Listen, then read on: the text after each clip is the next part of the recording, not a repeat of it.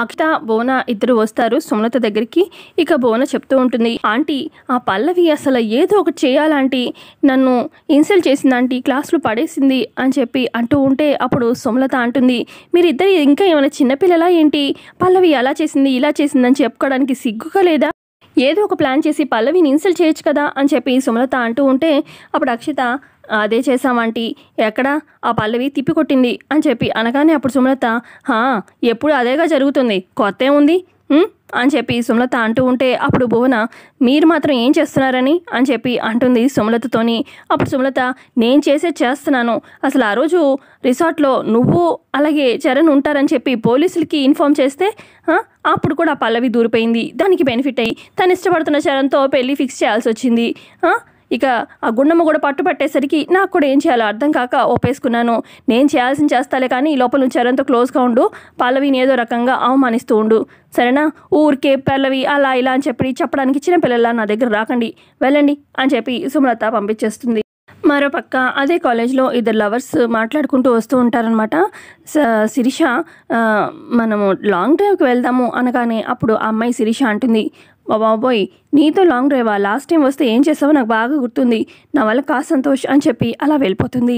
ఇక అలా వెళ్ళిపోతూ ఉంటే సడన్గా అనుకోకుండా చరణ్ని గుద్దుతుందనమాట. ఇక అమ్మాయి పడిపోతూ ఉంటే చరణ్ పట్టుకుంటాడు. ఇక థ్యాంక్స్ చరణ్ అని చెప్పి ఆ అమ్మాయి వెళ్ళిపోతూ ఉంటే అప్పుడు చరణ్ గమనిస్తాడు, ఆ అమ్మాయి తల్లో పెట్టుకున్న రెడ్ ఫ్లవర్ కింద పడిపోతుంది అనమాట, గులాబ్ పువ్వు. ఆ శిరీష ఒక్క నిమిషం అని చెప్పి పిలిచి మరి ఇదిగో నీ ఫ్లవర్ పడిపోయింది అని చెప్పి తనకి ఇచ్చేస్తాడు. థ్యాంక్ యూ అని చెప్పి ఆ అమ్మాయి వెళ్ళిపోతుంది.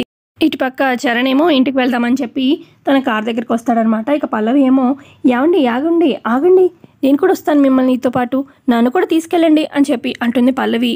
ఏంటి నేను తీసుకెళ్ళాలా? నీ సైకిల్ ఉందిగా దాని మీద వెళ్ళు అని చెప్పి అంటాడు చరణ్. అప్పుడు పల్లవి, అది కాదండి, నా సైకిల్ రిపేర్కి వచ్చింది, అందుకే మిమ్మల్ని అడుగుతున్నాను, మీరు కూడా వెళ్ళేది ఇంటికే కదా, నేను అక్కడే కదా, ప్లీజ్ అని చెప్పి పల్లవి అంటూ ఉంటే, నువ్వు పిచ్చిగా మాట్లాడితే యావండి అనకు, సైకిల్ రిపేర్ వస్తే ఎక్కడైనా రిపేర్ చేయించుకో, లేకపోతే ఇక్కడే ఉండు, నన్ను మాత్రం అడక్కు అని చెప్పి అలా తిడుతూ ఉంటాడు. ఇక అప్పుడే అక్కడికి చరణ్ వస్తాడు, గీత వస్తుంది. ఏంటన్నయ్య వదిన అలా తిడతావు అనగానే, చూడు చంటి మరి అలా తిడుతున్నాడో అని చెప్పి అనగానే, ఏంటి బావగారు ఇలా గొడవ పడతారు అని చెప్పి గీత కూడా అంటుంది. రే నేను బ్యాగ్ పెట్టి కొట్టేస్తాను, గీత నువ్వు కూడా టూ మచ్ చేస్తున్నావు, అటు మరిది అని చెప్పి వీడేమో వదిన అని చెప్పి అలా అనద్దు, నాకు ఎలాగో కంపరం పుడుతుంది అని చెప్పి అంటూ ఉంటాడు చరణ్. మరి ఎందుకు, సరే అయితే నేను ఏమనలే, వదిన అనలే, కానీ నీ వైఫ్ని తీసుకెళ్ళచ్చు కదా నీతోని అని చెప్పి చంటి అంటాడు. నేను మాత్రం తీసుకెళ్ళను తన్ని అని చెప్పి అనగానే, సైకిల్ రిపేర్ అని చెప్తున్నా కూడా వినట్లే చంటి అని చెప్పి పల్లవి అంటుంది. మరి ఏం చేస్తావు పల్లవి అని చెప్పి గీత అంటూ ఉంటే అప్పుడు పల్లవి, తీసుకెళ్తాడు గీత, చూస్తూ ఉండు అని చెప్పి, తీసుకెళ్ళవా అని చెప్పి చరణ్ వైపు అలా చూస్తూ ఉంటుంది పల్లవి. ఇక ఇంతకుముందు క్లాస్లో చెవులో ఏదో చెప్తుంది కదా చరణ్కి, ఇక అది గుర్తొచ్చి, ఎందుకు తీసుకెళ్తాను, ఎక్కి చావు కూర్చో అని చెప్పి అంటాడు చరణ్.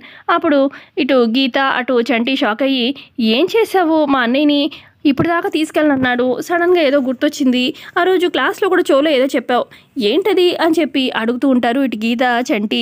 ఇక అప్పుడు చరణ్కి గుర్తొస్తుంది, ఇక పల్లవి కూడా గుర్తొచ్చుకుంటుంది. యాక్చువల్గా చెవులో చెప్పింది ఏంటంటే, ఆ రోజు మీడియా వాళ్ళు పోలీసు వాళ్ళు వచ్చే ముందు నువ్వు నన్ను ముద్దు పెట్టావనే కదా వాళ్ళు అంత పెద్ద సీన్ చేసింది, అది చెప్పమంటావా అందరికీ అని చెప్పి పల్లవి చెవులో చెప్తుంది.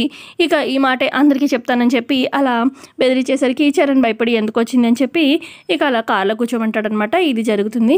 ఏం లేదు తర్వాత చెప్తాను అని చెప్పి ఇక పల్లవి కారుకి కూర్చొని ఇక కార్ స్టార్ట్ చేస్తాడు చరణ్, బయలుదేరుతారు. ఇక ఆ తర్వాత గుండమ్మ వస్తుందనమాట. ఇక అదంతా కూడా చూస్తూనే ఉంటుంది కిటికీలోంచి సుమలత.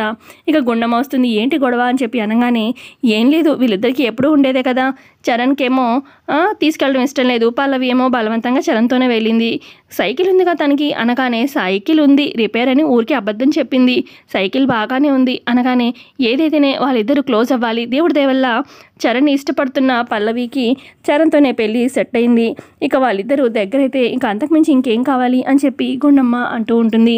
ఇక ఆ తర్వాత ఇటు కారులో వెళ్తూ ఉంటారు కదా చరణ్ పల్లవి. ఇక అప్పుడు పల్లవి అంటుంది, కొంచెం సరదాగా ఏమైనా మాట్లాడొచ్చు కదా, కాబోయే మనం భార్యాభర్తలం అని చెప్పి పల్లవి అంటూ ఉంటే, ఏంటి సరదా, అది నీతో, నా వల్ల కాదు, నాకు అలాంటి మాటలు ఏమీ మాట్లాడడం రాదు అని చెప్పి చరణ్ అంటూ ఉంటే అది తెలుస్తూనే ఉందిలే, నువ్వు మాట్లాడో పెట్టవు, కనీసం సాంగ్స్ అయినా పెట్టుకుంటాను అని చెప్పి ఎఫ్ఎం ఆన్ చేస్తూ ఉంటే ఇక అందులో లవ్ సాంగ్స్ వస్తూ ఉంటాయి. పల్లవి ఏమో చూసావా నా మనసులో ఉన్న మాటే పాట రూపంలో వస్తుంది అని చెప్పి పల్లవి అంటూ ఉంటే నాకు ఈ పాట నచ్చలేదు, ఎఫ్ఎంలో వేరే స్టేషన్ పెట్టు అని చెప్పి చరణ్ అన్నతో వేరే పెడుతుంది. ఇక ఇందులో ఏమో చరణ్కి తగ్గ పాట వస్తూ ఉంటుందన్నమాట. పావురానికి పంజరానికి అని చెప్పి ఆ పాట ప్లే అవుతూ ఉంటే చూసావా నా వర్షన్ సాంగ్ వస్తుంది అని చెప్పి అంటూ ఉంటాడనమాట చరణ్. ఈ లోపల ఎదురుగా ఏమో అక్కడ ట్రాఫిక్ పోలీసులు కనిపిస్తారనమాట. ఇక అప్పుడు చరణ్ గమనించి అయిపోయింది, లాస్ట్ టైం నీతో బైక్ మీద వచ్చినప్పుడేమో పోలీసులతో ట్రాఫిక్ పోలీస్తో గొడవైంది, ఇప్పుడేమో మళ్ళీ ఎదురయ్యారు, అయిపోయింది ఈసారి కూడా అని చెప్పి చరణ్ అంటూ ఉంటే అప్పుడు పల్లవి అప్పుడంటే పర్సు నా దగ్గర ఉంది, ఇప్పుడంటే నీ దగ్గర అన్నీ ఉంటాయి కదా పర్సులో అని చెప్పి చరణ్ అంటూ ఉంటే పర్సులో అన్నీ ఉన్నాయి కానీ పర్సే తీసుకురాలేదు అని చెప్పి చరణ్ అంటూ ఉంటాడు. ఈ లోపల ట్రాఫిక్ పోలీసు కానిస్టేబుల్ ఆపుతాడనమాట. ఇక ఇది ఆర్సీ బుక్ ఇవన్నీ తీయండి అని చెప్పి ఆయన అంటూ ఉంటారు. సార్ అన్నీ ఫోన్లో ఉన్నాయి సార్, ఫోన్ అంటే ఒరిజినల్స్ ఇంట్లో ఉన్నాయి, ఫోన్లో అయితే చూపిస్తాను సార్ అని చెప్పి అంటూ ఉంటాడు చరణ్. ఈ లోపల మెయిన్ కానిస్టేబుల్ ఏమో ఇంకొక అతను ఫోన్ పగలు కొడుతూ ఉంటాడు. అన్నీ ఫోన్లో పెట్టుకుని ఉంటే మీరెందుకు మరి కార్ వేసుకొని తిరుగుతారు, కార్ కూడా ఒక ఫోటో తీసి పెట్టుకోండి పాకెట్లో, అసలు కార్ ఏమో రైడ్ చేస్తారు, ఇప్పుడు ఒరిజినల్స్ ఏమో ఇంట్లో పెడతారా అని చెప్పి ఆయన కానిస్టేబుల్ మెయిన్ కానిస్టేబుల్ వేరే అతన్ని తిడుతూ ఉంటాడు. ఇదంతా గమనిస్తూనే ఉంటారు చరణ్ పల్లవి. ఇక మెయిన్ కానిస్టేబుల్ ఇటు చరణ్ దగ్గరికి వచ్చి ఏంటయ్యా ఇతనితో మాటలు, ఒరిజినల్స్ లేకపోతేసే కారు సీజ్ చేసేసాయి అని చెప్పి మెయిన్ కానిస్టేబుల్ అక్కడ వేరే కానిస్టేబుల్కి చెప్పేసి అక్కడి నుంచి వెళ్ళిపోతాడు. చూసావా ఏం చేయాలి ఇప్పుడు నేను అని చెప్పి చరణ్ కంగారు పడుతూ ఉంటే అప్పుడు పల్లవి నేను సాల్వ్ చేస్తాను కదా అని చెప్పి చరణ్ అంటుంది. పల్లవి ఏంటి ఇక్కడ మగాడిని నేను అడుగుతుంటే ఒప్పుకోవట్లేదు, నువ్వు వెళ్ళి అడిగితే సెట్ అయిపోతుందా అని చెప్పి చరణ్ అనగానే చూస్తూ ఉండు అదే పల్లవి టాలెంట్ అని చెప్పి పల్లవి ఆ మెయిన్ కానిస్టేబుల్ దగ్గరికి వెళ్తుంది. కొంత దూరంలో ఉంటాడు.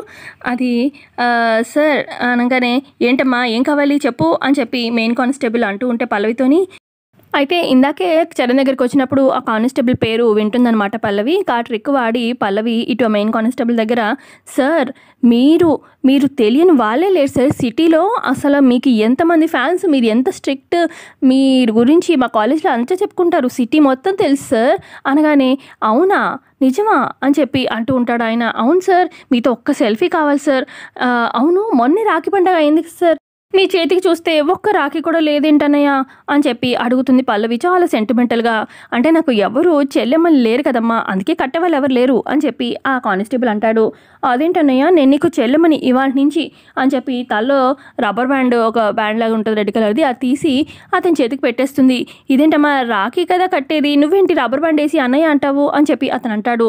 బ్యాండ్ ఏంటి రాఖీ అయితే ఏంటన్నయ్య, బంధం ముఖ్యం అని చెప్పి పల్లవి అన్నంతో అవును బంధం ముఖ్యం, ఈరోజు నుంచి నేను నీకు అన్నయ్యని, నువ్వు నాకు రాఖీ కట్టావు కాబట్టి ఈరోజు నీకు ఏదైనా గిఫ్ట్ ఇస్తాను, నీకేం కావాలో కోరుకో అని చెప్పి కానిస్టేబుల్ అంటూ ఉంటే అదుగో ఆయనే మీ బావగారు అని చెప్పి పల్లవి చూపిస్తుంది చరణ్ని.